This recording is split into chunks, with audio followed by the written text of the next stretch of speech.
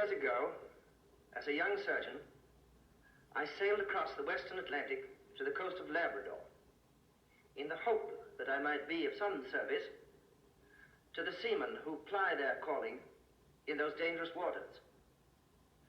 With the aid of helpful people throughout the civilized world, we've managed to keep the work going ever since, and growing.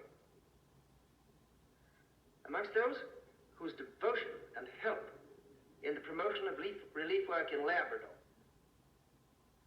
has stood out above most others was Viking, who first came to the coast when a student at Yale University. His enthusiasm and interest in the hard and dramatic lives of the people was so great that he returned to the North at every opportunity thereafter.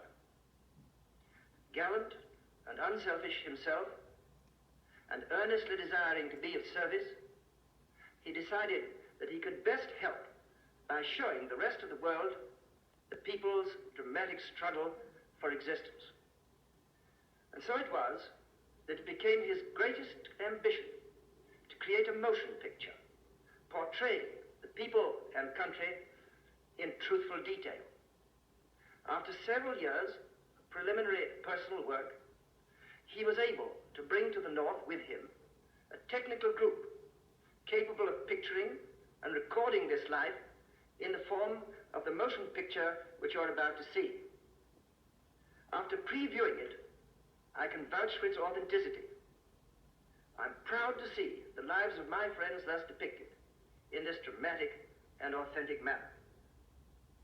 After the editing and titling of this picture was completed, Frizzell, dissatisfied with some of the scenes, returned with a technical staff to Newfoundland to retake them.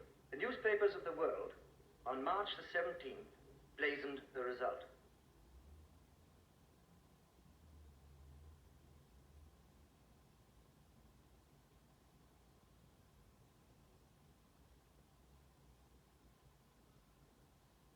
When the Viking, a veteran ship of 50 years battling with the bergs, steamed out of St. John's, Newfoundland, on her fatal voyage, she carried many of the men you will see in this picture, but who will be seen no more.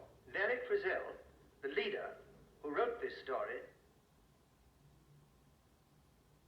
Carter, the mate whom you will see on the bridge when Captain Bob Bartlett turns the ship over to him as she reaches port, and many of the unnamed Newfoundlanders who lost their lives in the terrific explosion or subsequent exposure on the ice.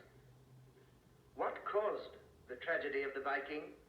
The rescue parties which rushed to the scene by ship, air, and afoot over the ice were unable to determine, and it will probably remain forever a mystery.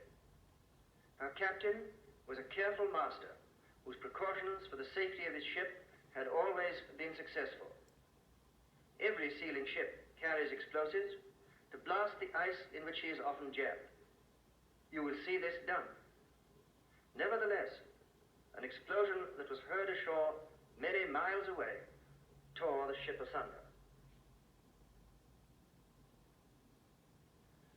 And while we must humbly bow our heads to the inscrutable will of Providence which took Viking Frizzell and his companions from us, we may console ourselves somewhat that they first accomplished their self-appointed task.